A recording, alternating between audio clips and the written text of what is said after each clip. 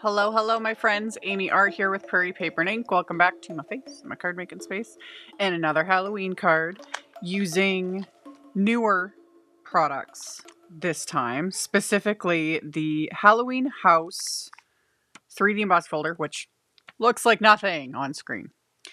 3D embossing folder, and there's a coordinating die set for it that cuts out the house. I had people asking me about it. Finally got a chance to edit the footage of me making this card. And I combined it with, and I've already done a video using this, the little trick-or-treat ghosts. They're adorable. Adorable. So I already did a video using those little ghosts, and it just all kind of came together when I was doing this card, and it just so cute. So did really simple ink blending, obviously 3D embossing, coloring with my Olo markers, and then combining with a very favorite, very much used, oldie but goodie, hand-lettered Halloween stamp set that I've used a bajillion. I don't even bother really putting it away at Halloween time. I use this one a lot. So, as always, everything I used to make today's card is listed and linked in the description box below the video. My links are affiliate links. That just means that if you click on one of my links and end up placing an order, I do get a little kickback from that at no extra cost to you. It is what helps pay the bills and keeps the channel going. As of filming this intro, it's also worth checking out the sale category. I always have it linked in the description box below as well. Because yeah, again, as of filming this intro, the embossing folder and die combo is on for a very good price, along with a few other goodies. You never know. So check all that out below and then keep watching and I'll show you guys how I made this card. So the first thing that I did was die cut some Neenah Desert Storm cardstock. Actually, I did like basically all my die cutting before I started. But I die cut the Halloween house from Desert Storm cardstock. Then I'm going to run it through my die cut machine with the embossing folder. I've shown kind of both ways over the years. It kind of just depends on the image I've die cut because so many embossing folders have coordinating wafer dies now. Sometimes I'll emboss it, die cut it, and then emboss it again just to bring back that detail, because if you emboss and then die cut, you'll sometimes press out the detail. With one like this, I die cut first. It was easier. So after I die cut it, I ran it through with the coordinating embossing folder to give it that detail. And then I ran another piece of Desert Storm cardstock through with just the embossing folder. Doesn't look like a whole lot, but it was more to give me a visual as to where the house is going to be on my background. You could also just die cut though and like put the house wherever you want on a card, but I wanted like the whole little scene. So I masked off the center areas. That's where the windows are going to be, just to prevent me from getting ink onto where the openings will be for the windows. So I just used some post-it tape to cover those up. And then, like I said in the intro, simple ink blending. This very basic. I used Distress Oxide inks because I've talked about this a lot. I love everything on Desert Storm cardstock. I have yet to come up with a combo of some sort of product that I don't like on Desert Storm cardstock. But Oxides on Desert Storm, perfection. So I blended Rustic Wilderness along the bottom. And then my absolute go-to for almost everything, Chip Sapphire. Mine is starting to get dry. I think I said this the last time I used it too. I need to re-ink my Chip Sapphire Oxide ink pad. But anyway, blended that around. And then lightly go over that with Black Soot Distress Oxide ink. Just a bit. Just a smidge. It gives it that extra kind of nighttime spooky look. So went around, added just a smidge of that. And then just to clean up my work surface, because especially with oxides, distress inks, anything water reactive, just a little bit of water does the trick. So wipe that up, and then I'm gonna remove the little masks, the coverings that I had added with post-it tape. I could have done this after, because I'm gonna put them back on after I had this ink, but there was a method to the madness, because I'm gonna add splatter. So I wanted to add the ink first, and then I can cover up the windows again and then add my splatter and let everything dry. because I didn't want to leave the Post-it tape in place, add the splatter, remove the Post-it tape, blend this yellow, this is Fossilized Amber, on the risk of me like smearing everything, because as always, I'm impatient. I need to get things done. So I added that Fossilized Amber to the windows, and get this whole thing, of course, looks like a hot mess, but it all comes together. It all comes together. So I put the pieces of Post-it tape back over because I don't want to get the splatter on those areas, because you know it's supposed to be the inside of the house. And then I put this in my splat box, and then I just used some scrap paper to cover just the bottom portion, because I'm going to use my Picket Fence Studios paper splatter liquid white snowflake. I've nearly used up an entire bottle of this stuff. I love it. I love it because it's shimmery. It doesn't look like a whole lot, you know, when it's dry on camera, but when I tilt it in the light, it's just perfection. And I added a ton of it because why not? Why not? So added all of that splatter, and then I can set that aside to fully dry. So again, it just looks like a mess, but when we add the house. So for the house, I am using my Olo markers. Any alcohol marker will work for this. This first little bit here is real time because I do not color as fast. I don't do anything as fast as most of my videos make it look. Again, I edit all of this afterwards in my software and just speed things up so that my videos aren't insanely long, because it takes longer to upload. No one needs to sit and watch everything in real time, etc. Anyway, I kept the coloring pretty simple. I used 2 shades of purple. I was like, this is going to be a purple house because that's just going to look awesome. And I'm coloring, my work surface is glass, so, you know, alcohol marker gets on the glass, it's fine. I'll show how I clean that up. You can also work, you know, just on some scratch paper if you don't want to get alcohol markers on your work surface, depending on what it is. But alcohol markers, clean up with alcohol. I use hand sanitizer. It works. It works awesome. So I did my coloring, and for the most part, I just kind of slapped the color on. Like, yeah.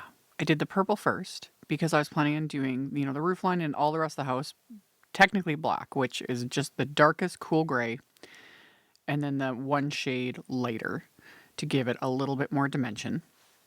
So anywhere if I'd gone over, you know, any little edges with the purple, it's getting covered up with the black, technically. And I've talked about this a lot. I'll link at the end of the video. I'll link to my Halloween playlist at the end of the video, but I'll also link to my Olo marker playlist. I've done a lot of coloring on Neenah Desert Storm cardstock, and I love it. Like I was saying earlier, I love everything on Desert Storm cardstock. Like, you can't go wrong with craft cardstock. Everything just looks better on it. I don't know what it is. I'm just fixating as usual. But yeah, this was really easy to color. I purposely tried not to overthink it. You could, you know, add even more depth if you want to do like more shades of colors, you know, really build up that depth and dimension. But I just got the color on and we're good to go. And then, yeah, hand sanitizer. Squeeze a little bit out in there, cleans everything up. It's a great all-purpose cleaner for a lot of crafty things. So I always keep a bottle on hand, and then I use it on my hands too, because I, of course, had, you know, marker all over my fingers and stuff doing this. It was fine.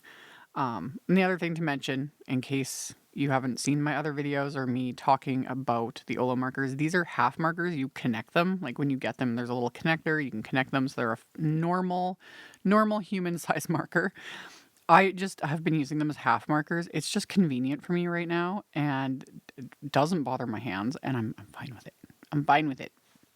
But I thought I would mention that, because if I don't mention it, then I get asked and people are like, what is wrong with you? And I'm like, I have reasons, okay?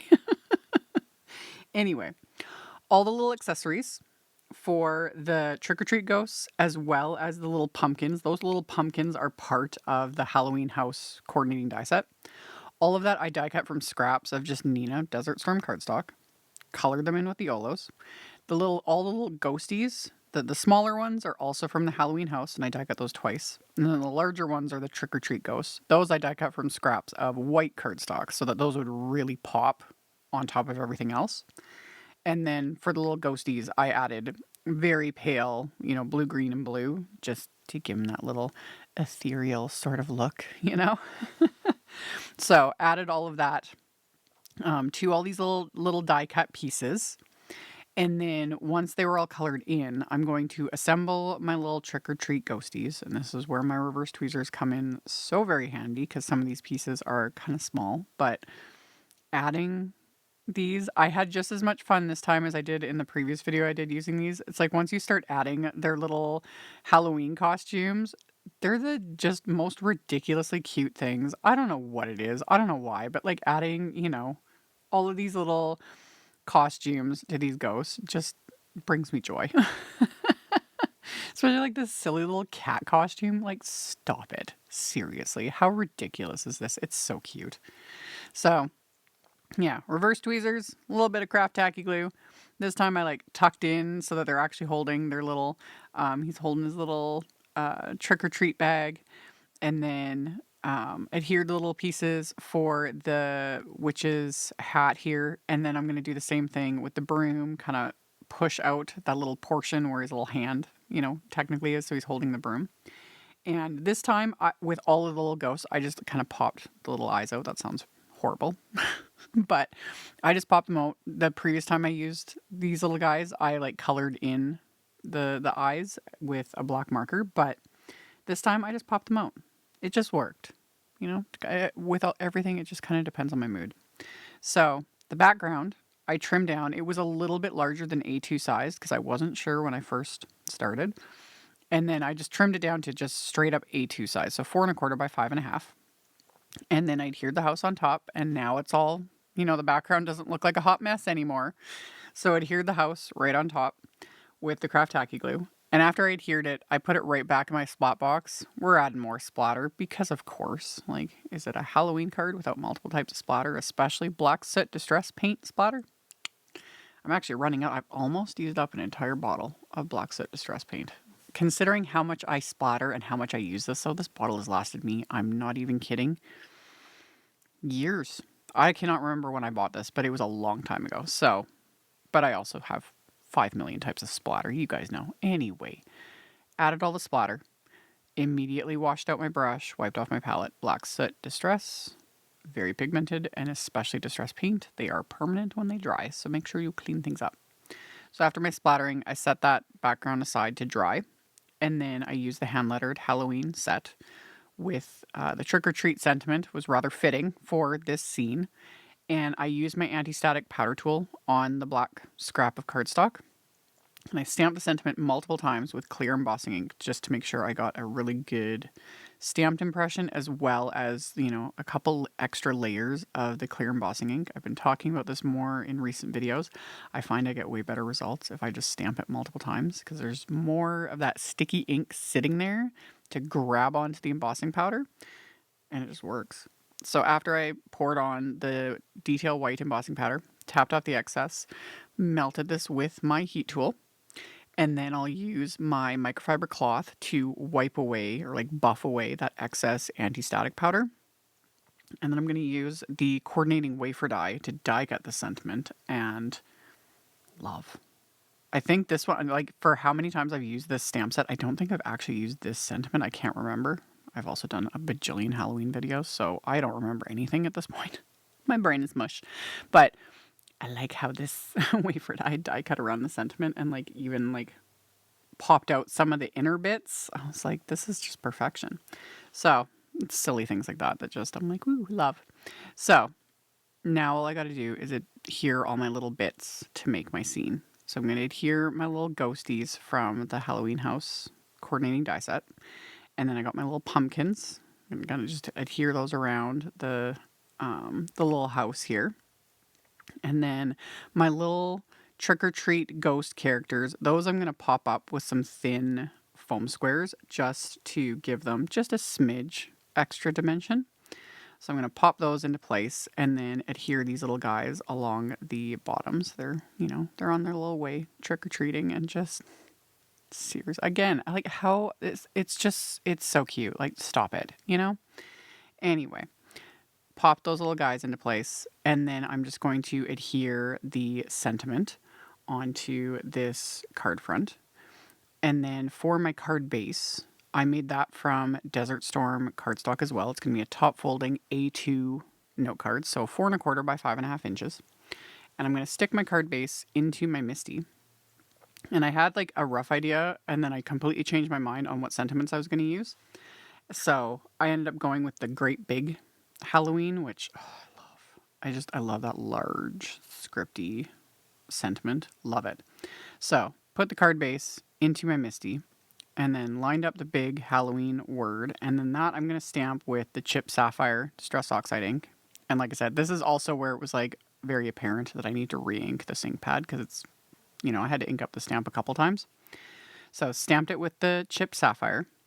And then I'll line up the larger happy word and it just fits. It just fits into place. You'll see it better once I stamp it. And it's like, oh, I love that. I love just things like, you know, and things just work and things just come together and it's like, yes.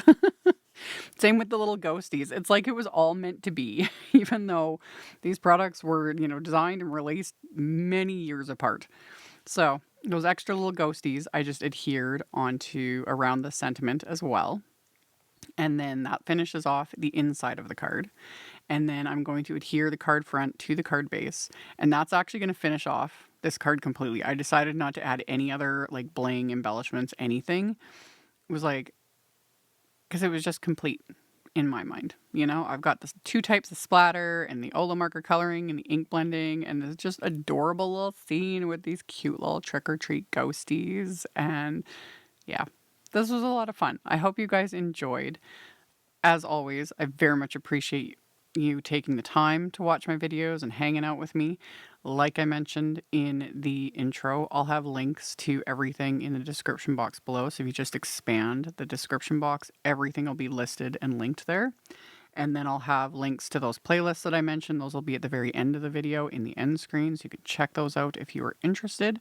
Thank you all so very much, and I'll see you all very soon in the next video. Bye! Thank you so much to my amazing Patreon supporters. For anyone that might be interested in joining my Patreon community and supporting me, the link to my Patreon is in the description box below the video. For everyone else, as always, thank you all so much for taking the time to watch my videos, for thumbs upping, commenting, subscribe if you haven't, I'd love to have you. And here's a couple other videos for you to check out in case you missed them. Bye!